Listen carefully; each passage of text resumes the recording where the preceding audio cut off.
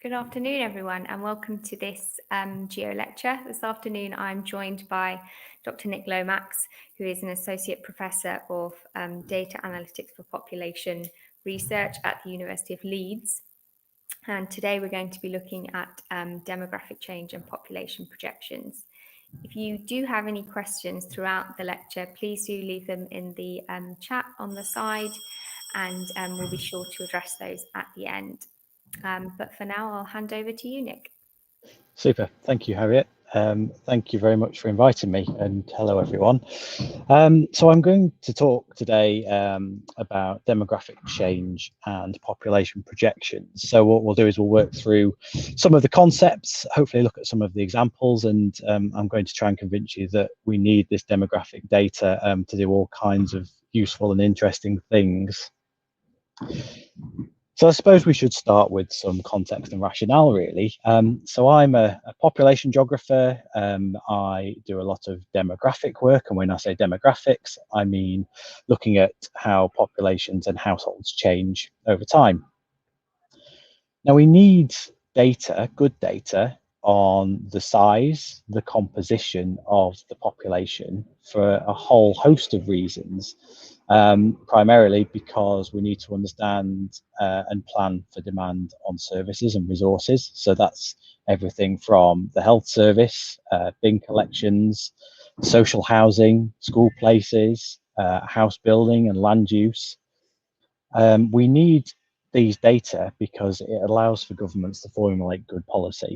Governments need good evidence in order to make good policy going forward. So I would argue that demography and population estimates and projections are at the heart of all human systems. We really need these data for lots and lots of different reasons.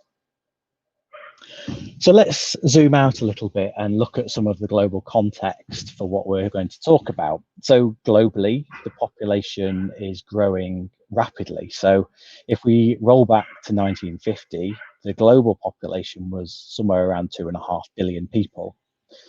Roll forward 70 years to 2020, so just last year, and we're up to nearly 7.8 billion people. So a huge growth over that period of time. And then rolling forwards and looking at the projection, if we go out to 2050, we're looking at something like 9.96 billion people. So again, the growth there is not as large as it has been over the past 70 years, but it's still pretty substantial. And we're looking at a population which is growing well into the future. What I'm showing you is a map which has come from the United Nations. They produce a huge amount of really interesting data in their world population prospects. And the map is showing that this growth, while it's very substantial, is not particularly even. So there are areas that are growing really substantially. So we've got, for example, sub-Saharan Africa and other parts of Africa, which are growing rapidly. But there are also areas of population decline. So you've got quite a lot of Southern Europe and Eastern Europe that are actually seeing population decline. So while the global picture is growth, this is not true everywhere. And those two scenarios, population growth and population decline, pose their own challenges. Both of those challenges are unique. So on the left-hand side, we've got the graph which shows you population growth for the whole world from 1950 through to 2100. And obviously from 2021 onwards, this is a projection. And we can see that that growth is pretty substantial, but flattens out. And we'll worry a little bit about what the upper and the lower bounds of that fan are in a few minutes. But if we take sub-Saharan Africa as a region, which is the top right, you can see that we have, again, pretty substantial growth going on, so increases of billions of people.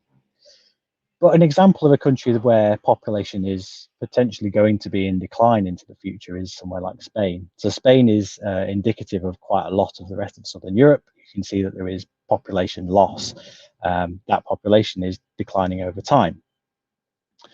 So population growth, there is quite obvious pressures that evolve from that growth. So from those United Nations data, we can see that the 47 least developed countries in the world are growing at the fastest rate, but that completely puts pressure on already strained resources. So if you think about everything from infrastructures, road and rail, healthcare, water resources, energy, there is real pressure in areas where there is rapid population growth.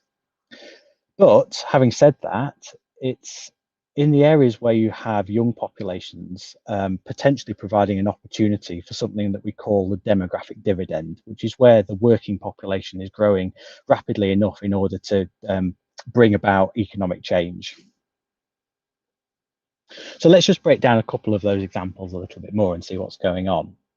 So I'm showing you on the left-hand side the population growth in sub-Saharan Africa broken down by a range of age bands. So here we can see that that group, which is aged 25 to 64, which are very broadly working ages, these are the people who are economically active, are increasing and are forecast to increase well into the future. Now, this can be good news because these are the people who are economically active, who can deliver economic outcomes for a country. You can see that the older population, age 65 plus, is increasing, but at nowhere near the same rate.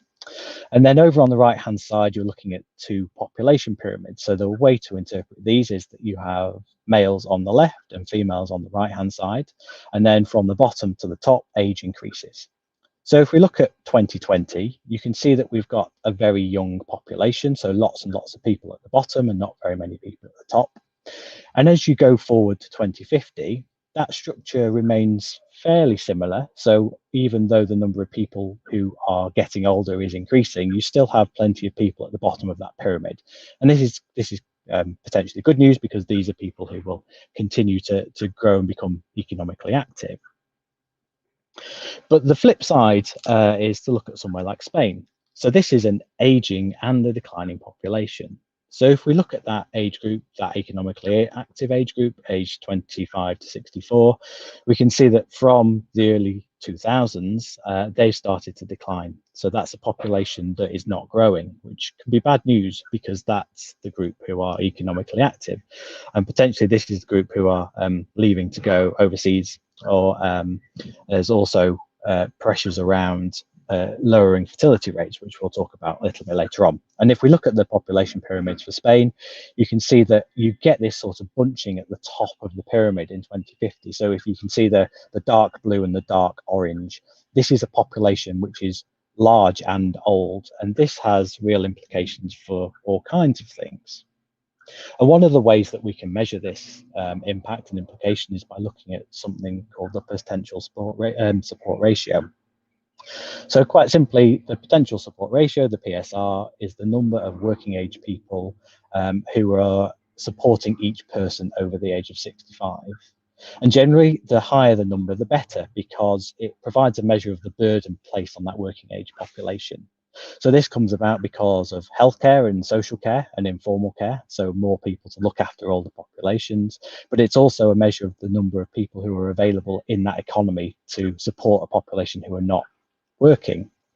So if we look at that sub-Saharan African example, the PSR is fairly high right the way through to around 2035. So it's just under 12 people working age population to old age population. But in Spain, it's dropped off and it's right down below 2 in 2050s onwards, which has all kinds of implications for the population. So many of you will have come across this model, which is called the demographic transition model. So the formal theory was kind of invented for this around the 1940s. And it's a view of what happens to countries as they transition through different demographic models. So if we look at the graph, we can see that at stage 1, you have very high birth rates and very high death rates. And this is where most of the world was, well, all of the world was a long time ago. So the idea being that people had lots of children, but also there were a huge number of deaths and people died early. As you enter stage 2, that birth rate stays high, but the death rate drops off. And that death rate dropping off has been brought about by advances in technology, healthcare, sanitation, that kind of thing. And as you go into stage 3, that difference increases a little bit again, but the birth rate starts to drop off. So this is as economies enter kind of a different phase, whereby, for example, you have more women in the workforce, so birth rates drop off. And then you hit stage 4, which is where a lot of Europe is a lot of Southern Asia is, which is whereby the birth rate and the death rate kind of converge. So both of them are very low, but people are not having very many children and they're living longer. And this starts to have some of those implications for an older and aging population. And you can see if we look at the orange line, the total population is in line with those two components, the births and the deaths. And then there's stage 5, which is kind of a little bit theoretical because something can happen after stage 4, and it's quite often that the fertility rates drop right off. You'd probably be quite interested to know that that's not the only theory, because as countries enter stage 4, we need a new theory of transition. So there have been a fair few of these suggested. So the second demographic transition, as suggested by Van der Kar in the 1980s, is where fertility falls below replacement. And when we say replacement, what we mean is that around about 2.1 children per woman is replacement, which takes into account infant mortality. But if every woman had 2 children, it means that the population will be completely stable, give or take migration and other things that happen. We get then the theory of the third demographic transition, which was invented by Coleman in 2006, which is whereby small birth cohorts reach the labour market. And the demand for that labour rises. So this is a transition which is driven by international migration, and we're starting to see that around the world, especially in Europe. And then an author called Bill Frey came up with an idea for a fourth demographic transition in 2015. So this is the idea that there is a spatial distribution of ethnic minority groups. So those migrants who have migrated from overseas end up somewhere else and are distributed around the country, so outside of the urban centres where they land. So let's break down what some of these demographic components of population change are. So what actually is driving these population changes? Well, we've got births, so the number of children that are born. We've got deaths, the number of people who die. We've got international migration drives the population change quite dramatically. So that's the number of people who move between countries. And then we've got internal migration. And this is very important for understanding population change at the subnational level. So this is people moving between regions within a country. So each of these components contributes to demographic change in different ways. So you'll probably hear the term natural change used quite a lot. And this is the number of births minus the number of deaths. And then there's another term which is called net migration. So this is the number of in migrants minus the number of out migrants, and you get a net figure. And here we're turning to data from the United Kingdom produced by the Office for National Statistics. And if we look at a time series, we can see that these two things fluctuate quite a lot over time. So the blue bars is the natural change and the yellow bars is the net migration. And you can see that the contribution of natural change and the contribution of migration varies over time, and that combination changes the net change in the population, which is the line which is following through at the top. But these components are driven by both external and internal events, and some of those events can be large shocks. So one of those being the referendum and subsequently the UK leaving the European Union. So what we're looking at on this graph is the difference, the change in one of those components, international migration, following the EU referendum result in June 2016. And we can see what happened was that migration from non-EU countries the trend remained fairly stable, so slowly increasing and continuing to increase. But the number of EU migrants dropped off quite dramatically. So you can see the yellow line, the number of people moving to the UK from the EU reducing. And this is just one example of one of the kinds of shocks that can drive population change as one of those components changes over time. So let's stay with some theory just for a minute and talk about a couple of the models that I used to do these estimates and these projections. So one suite of models is called deterministic models, and these are widely used around the world to produce these estimates and projections. So these are models that produce results based on the input data that you use. They're determined by the data sets that you put into them. So if you tell the model that your fertility or your mortality rates are a certain level, the outputs are determined by the inputs. One of the really useful things that you can do with these is that you can create scenarios. So you can alter the assumptions about the input data, and you can produce a whole range of scenarios about the outcomes, and we'll look at some of those in a few minutes. The other type of projection model which is used and is used by the United Nations in those first graphs that I showed you are called probabilistic models. So these are based on probability, the probability of something happening. And what happens here is that the models are run many times and they sample from a range of possible outcomes in the component data set. So say you thought that fertility might be between a certain top range and a bottom range. What you can do is sample from that distribution of possible outcomes, run the model hundreds and hundreds of times, and then come out with an average. And this is a way of quantifying some of that uncertainty that exists. We won't go into any detail about probabilistic models really, but it's good to know that they are there and how they can be used. So let's look at some scenarios from a deterministic model. So the Office for National Statistics, when they're producing population projections for the United Kingdom, they use something called a cohort component model, and this is a deterministic model. The latest data have been released and they're based on 2018 jump off, which you can see on the graph on the right hand side. And this is driven by assumptions about the future trends in those demographic components. And you can see that there is wide variability. So you get this sort of fan shape over to the right hand side of that graph. So at the very top in green, you've got a high population variant, which is where fertility, international in-migration are very high, mortality is very low.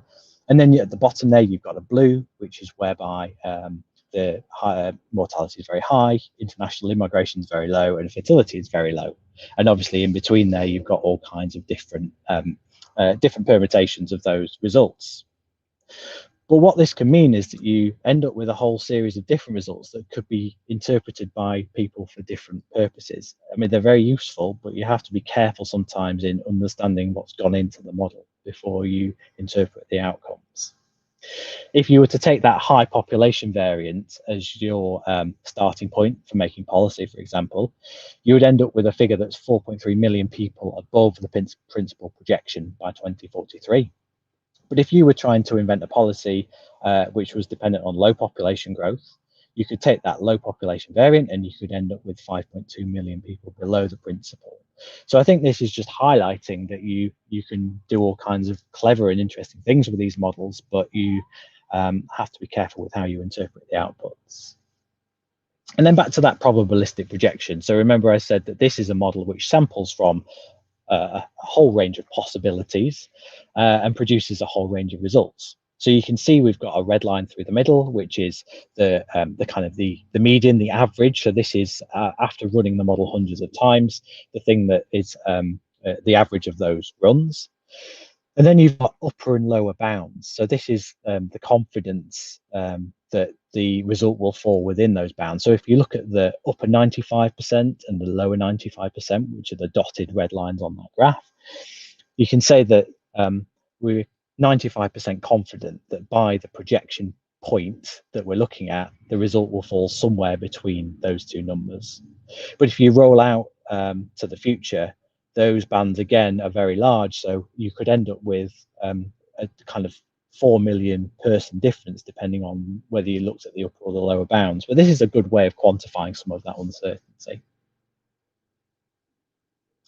So we're going to focus on the UK for quite a lot of the rest of this presentation, and it's worth having a bit of a think about where the UK data actually come from. So births are registered with the General Register Office, and it's a legal requirement to do so. So when a child is born, they have to be registered, and there is a very good register of births. We also get information about the age of the mother and the sex of the child, and these are things that are used in a lot of the calculations. Similarly, deaths in the UK are registered with the GRO. Again, this is a legal requirement, so this is another very good administrative record. So we know how many people have died within the UK. And we get information about the age, the sex, and the residence of that person. So those are inputs to the models as well. international data, migration data is more interesting and more complicated. So this comes from a survey which is taken at the border called the International Passenger Survey. And this is a voluntary survey where people are asked where they've come from, how long they intend to stay in the UK. And it's adjusted for by all kinds of other data. Administrative data sets are used to adjust those data, but they are certainly nowhere near as good as the admin data which represent births and deaths. Now, the internal migration data comes from another administrative source. This is re-registrations with a doctor as reported in the NHS data. So when you move house, at some point you go to your doctor and you tell them that you've moved. They update the NHS data, and then that gets recorded as an internal migration. And then there are a whole load of other adjustments. For example, university students are not necessarily as good at re-registering with a doctor, so the data are adjusted for students. Now, you can imagine there are all kinds of problems with time lags with these data, so people not re-registering for a long time. Young men are generally not as good as women at re-registering because they only tend to go to the doctor when they're unwell. So there is a longer time lag with men. So anyway, all kinds of adjustments go on with internal migration. So let's think a little bit about how these data are used in the projection model for the UK specifically. So there's a model which is called the cohort component model, which we'll work through briefly in a moment. But in a nutshell, what we do is we apply demographic rates to different population subgroups, and we'll talk about those demographic rates as well in a second. So that cohort component projection model starts out with a resident population, which is in the base year. So I should say we have a national population projection, which is just for the whole country or the constituent countries of the UK. But then we also have a subnational population projection, which is for every local authority. And we start out with a population in the base year, which is based on the population in the previous year, and also the census. We'll talk a bit about the census at the very end, but this is the kind of gold standard benchmark for understanding the size of the population. You take your baseline population by age, by sex, and you age them on 1 year. So an 18-year-old becomes a 19-year-old, etc., etc. You then add in your births. So we use something called age-specific fertility rates, which are a trend based on the last 5 years. So that's the number of children in that period born to a woman of a certain age. And we'll look at these again in a moment. You subtract off your deaths. So again, these are age-specific mortality rates. And the ONS in their principal projection use a 5-year trend. We then add and subtract internal migrants. So use a set of rates to calculate the trends in the internal migration. And then those international migrants are dealt with. So international in-migrants are added and international out-migrants are minused. And again, this is a trend-based projection based on the last 5 years of data. So it might be fairly straightforward when it comes to the current year. So you can run that model to get from 2019 to 2020 to 2021. And we have got good data in order to do that. And it's not necessarily all that tricky. But what happens when you want to project this forward? It's the same model, but those demographic rates have to be assumed or borrowed from somewhere. And there are a few ways of doing this. So one of them is that we look at trends in past data. And that's what the ONS do in their principal projections. They look at the past 2 or past 5 years of data, and you can draw a line through those and look at whether that trend would continue into the future. So if migration levels are particularly high, you can continue that trend into the future as an assumption in a projection model. The other way to do this is that you can ask an expert panel. So you can get a group of experts in a room or in a virtual room and ask them what they think might happen in the future. So what might happen to fertility rates, what might happen to international migration. And again, the ONS and other statistical agencies use this methodology. So to hone in on some of those variant projections, for example. You can run a whole series of scenarios, which we've looked at and we'll also look at in terms of different population groups in a few minutes. And then you can incorporate uncertainty, which is where those probabilistic projections come in. But there are a whole range of tools in the box available to demographers when it comes to setting the assumptions about what might happen in the future. But it is an art as well as a science.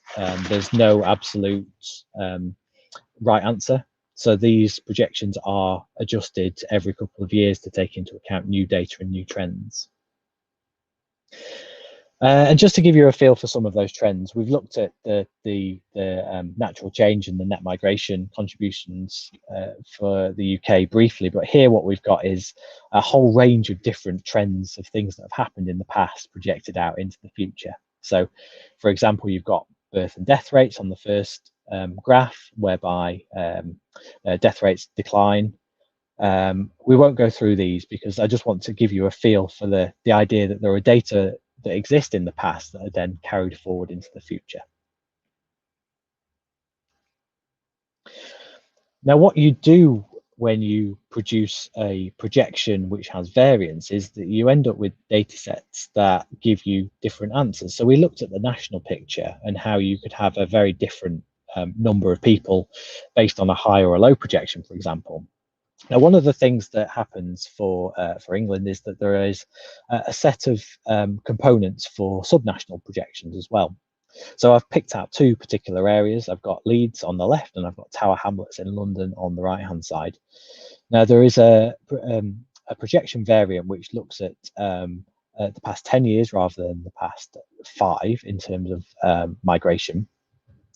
And this has a very different impact on two different areas. So in Leeds, you can see that actually having a variant projection gives you a larger number of people. So if you go to the very bottom line of that table, under the principal projection, you've got about a growth of about 41,000, but under the 10-year migrant variation, you've got 44,000.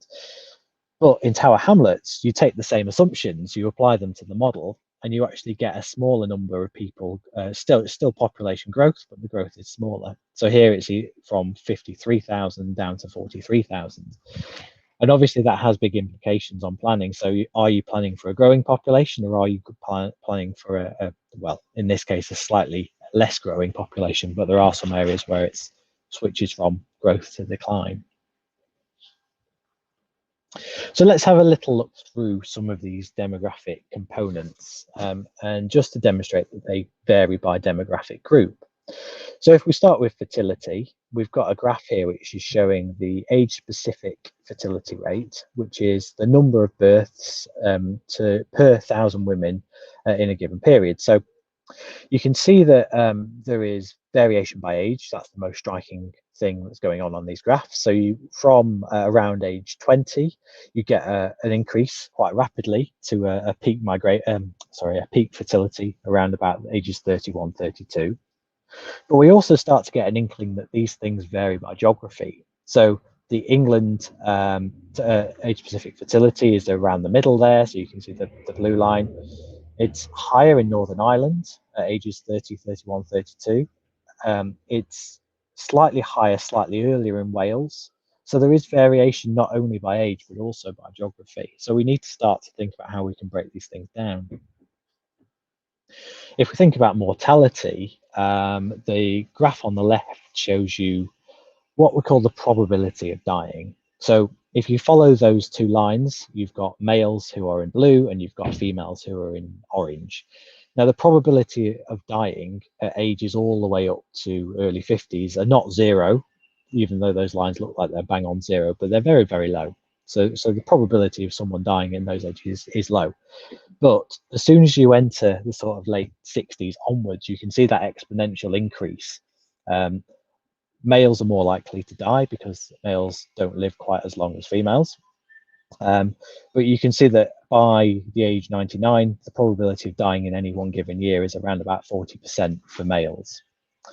But these projections, they have to incorporate changes in how life expectancy or any of the other components for that matter might change. So I've just pulled out a graph here from the ONS National Population Projections, and you can see that life expectancy at birth is projected to increase over the time period. So this input, which is the age-specific mortality, needs to be adjusted for a trend which might happen. So you can see we start tweaking some of those components and end up with different results over time.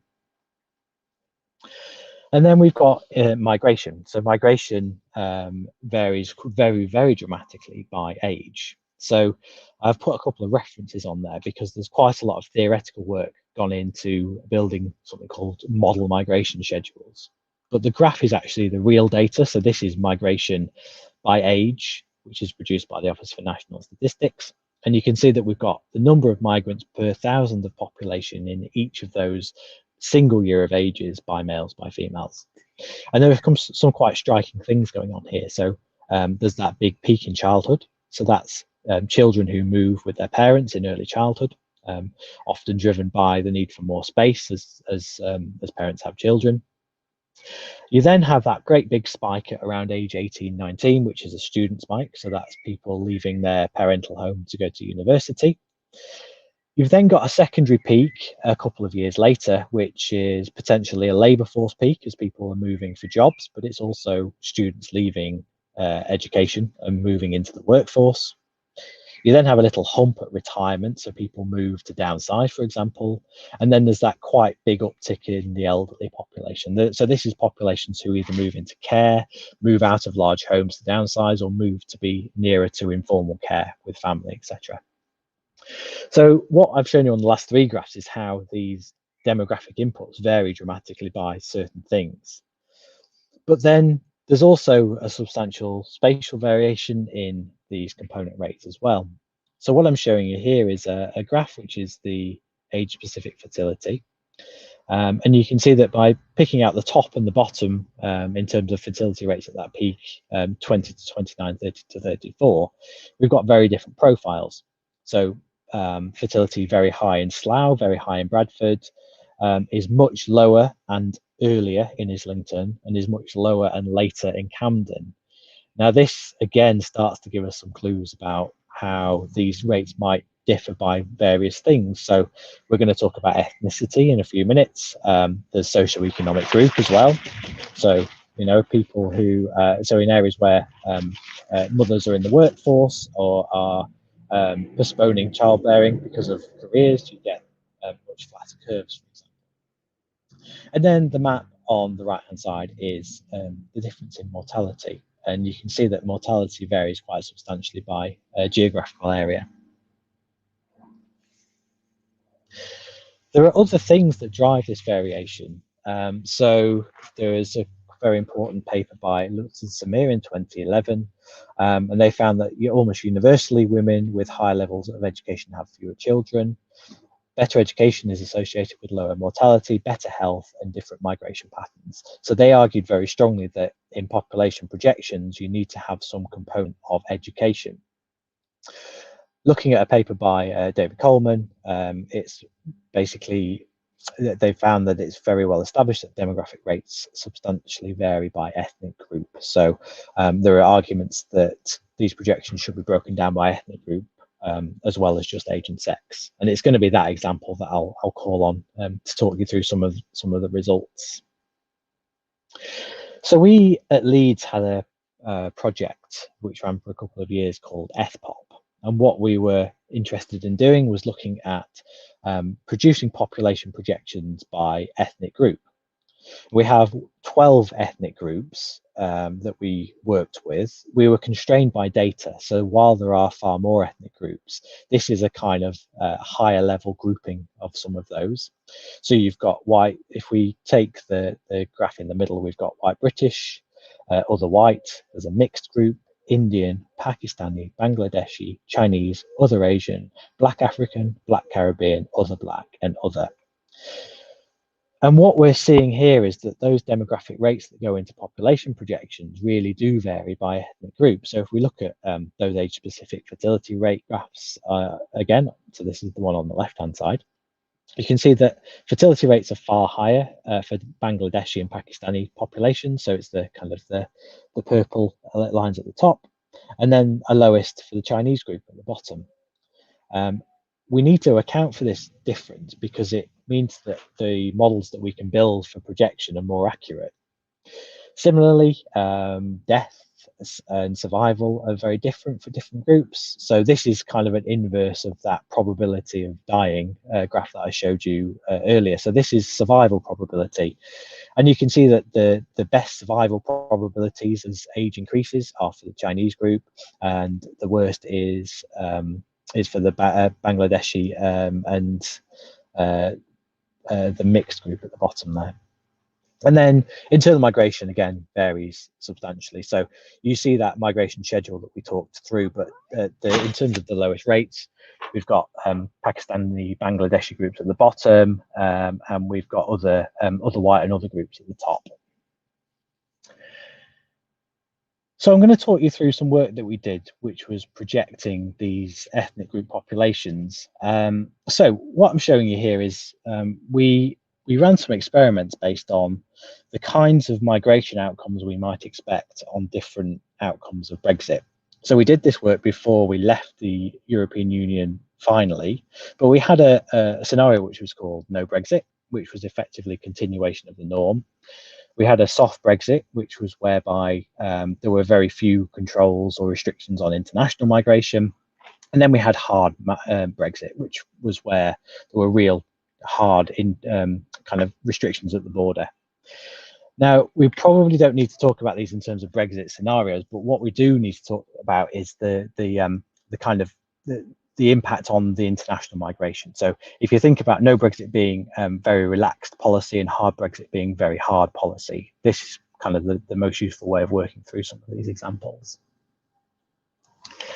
So these assumptions around migration have what we would call a direct and an indirect impact on population change.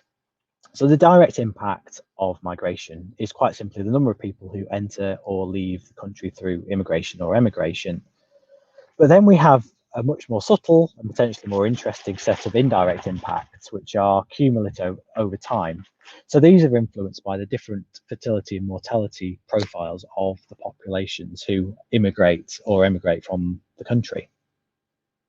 So that direct impact can be summarized by effectively summing over immigration and emigration. And we can see that in total, there is forecast to be a net gain of around 11.6 million people in the time period between 2020 and 2061 on our kind of baseline projection. But this does vary by different ethnic groups. So the white group, emigration is higher than immigration, so that's a net loss of 1.5 million.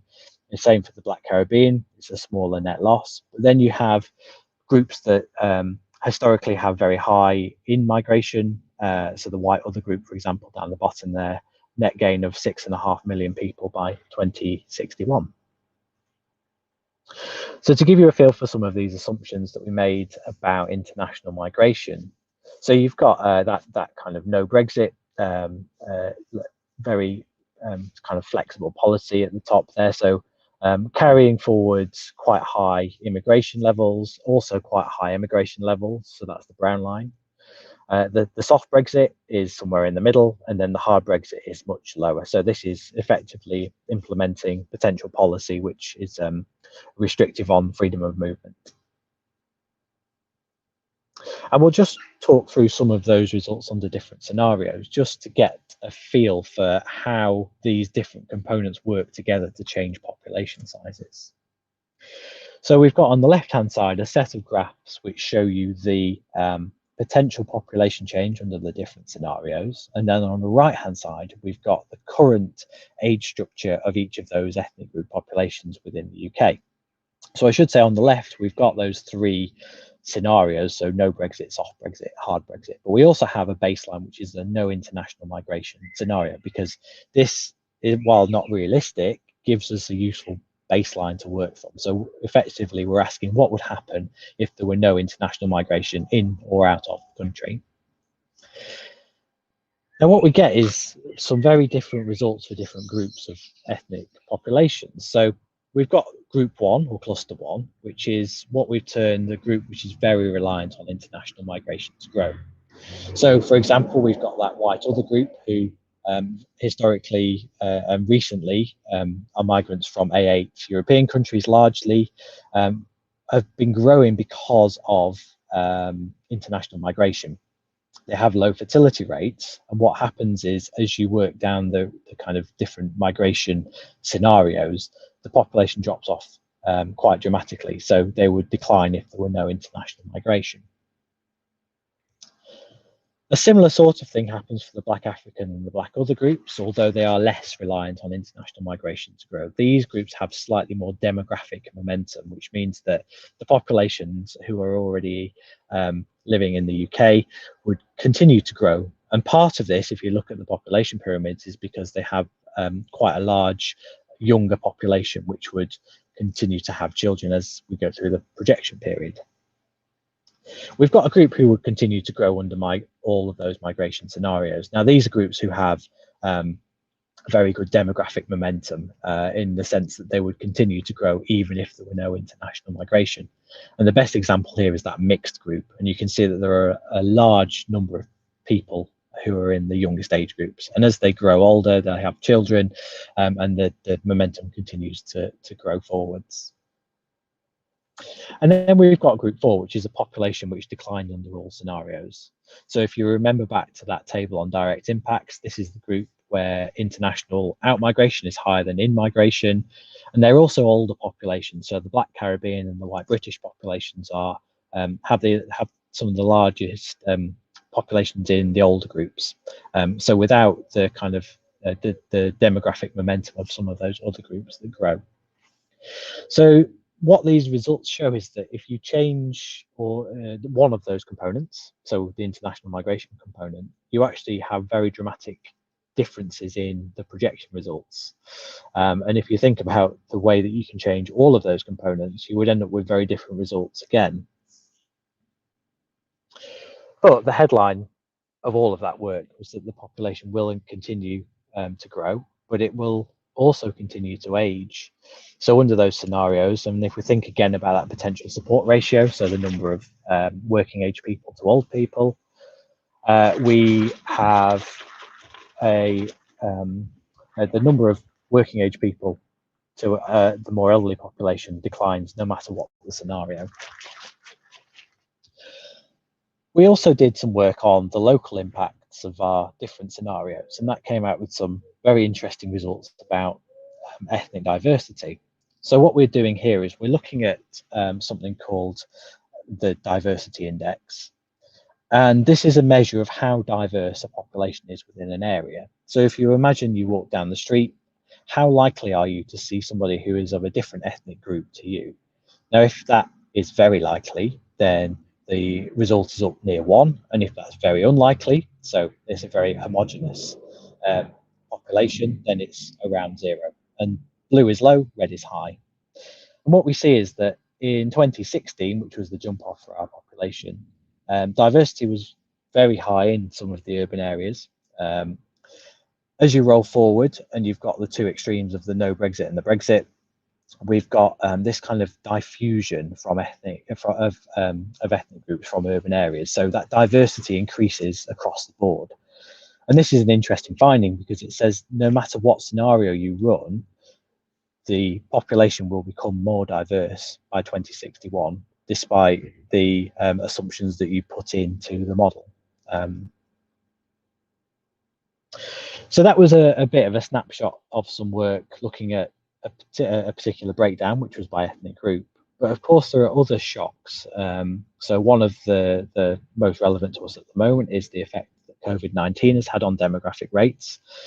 And we're just starting to get some evidence through as to what's happened. So the 2020 mid-year population estimate has been released, which is the estimate of the population at June 2020. Now, this only provides a glimpse because it's only half of the period under which we've been dealing with COVID-19. But unsurprisingly, deaths are much higher than the previous year, so 13% higher. International migration is down 11%, so the number of people moving internationally is well down. Sorry, that's internal migration, so people moving within the country is well down. Interestingly, international migration is very similar to the previous year, but this is partly because we're capturing two very distinct periods. We've got the pre-pandemic and also the post-pandemic. And then the number of births was the lowest since 2003. but we should be careful in making any conclusions from this, because this is, first of all, a continuation of a trend which has been ongoing. And also, as I say, we're only really covering half of the pandemic here. So this is not a decline in births because of the pandemic, but something to keep our eye on. Nonetheless, we have seen the lowest growth in 2 decades over the last year. I think into the future, there's a whole range of shocks which might change the way that the population changes, and also might impact on the way that we make assumptions about that population change. So as environmental pressures increase through global warming, resource scarcity, we might well see increases in international migration, for example. Similar things might occur when we're looking at conflicts and global events, so displacement, refugees. Economic performance drives population change, so people potentially may have may migrate more if economic prospects are good. We looked at that the model of where people sit within the demographic continuum. So economic performance definitely impacts upon population change. And then potentially we've had one pandemic. We should probably be thinking about future shocks to population change in terms of further pandemics. So I want to just spend another 1 or 2 minutes on a couple of things that are slightly outside of the population projection remit, but one of them is the census. So some of you may recall that we very recently had the 2021 census, and there was a requirement to fill in the form. So you answer all kinds of questions about the composition and the size of your household. And these are really a gold standard. So these are the data that are used as the benchmark to understand, first of all, whether the estimates and projections that have been produced are good and up to scratch or not, but are also fed in to rebasing those estimates, which are then fed into the projections. So it's a really important survey, one which we should be getting results out of in the next couple of years, so we can start to do a lot of social sciences research with those data. And then I just want to point you towards another resource which might be of interest to you. So I work within a centre called the Consumer Data Research Centre, which is based at Leeds. And a lot of these demographic data that we've been talking about in this lecture are used for other things. And one of the things that you can do with those data is you can build classifications and indexes and try to understand what's going on at local areas. So I want to point you towards a resource which is called maps.cdrc.ac.uk, and I'm showing you 2 extracts from that. One of them is the classification of output areas, which was built on 2011 census data. So if we look at Sheffield, we can see that there are areas classified as rural residents, hard-pressed living, cosmopolitans. So you can use these demographic data to inform you about area types, which is really, really interesting, really cool.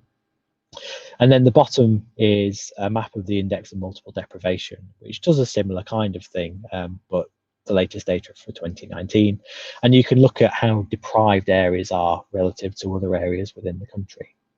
So these demographic data inputs to other things, and there is a whole load of information out there which you can get your hands on and start to look at those spatial patterns in what's going on.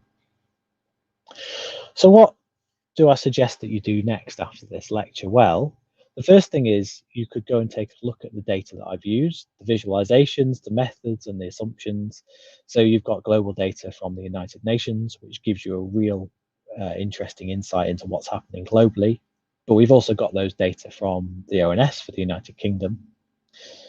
And then I'd also ask you to think about and challenge the validity of model outputs. So what I've shown you is that you can have a whole range of different outcomes based on the assumptions that you put into a model. Now, none of those are wrong, but none of them are certain either. And the way that you use those assumptions very much dictates the way that the outputs are, well, it dictates the results, but it also dictates the way that the outputs are used. So I point you to a quote from George E.P. Box. You might have heard this before. All models are wrong, but some of them are useful. So I would encourage you to have a good degree of skepticism about all model outputs, but have a good look at what's been used in actually creating those data sets. So I'll stop there, and hopefully we've got some time to take on questions. That was great. Thank you, Nick. Yes, we just had one question during the lecture, which was from Ali, and it was about the role that the coronavirus pandemic has had on population, which obviously you then got to. But I just wanted to point out to Ali, if you are interested in more sort of health geography and how it impacts population, one of Nick's colleagues, I believe, Mark Green from Liverpool, he did a lecture for Geo, which might be interesting to you, on the geographical determinants of health. So how health is affected by where you live, and the geography of health in that way. So that might be interesting to you. And another resource to point out to everyone is World Mapper as well. If you're interested in seeing some more sort of interesting graphics around population, they have a whole population section, which, as Nick was talking about, you've got to take everything with a pinch of salt and think critically about these resources. But that's a really great resource for seeing things in a slightly different way. I don't think there are any other questions at the moment, but if anyone watching later does have any questions, please do just leave them in the comments, and we'll be sure to get back to you and pass those on to Nick.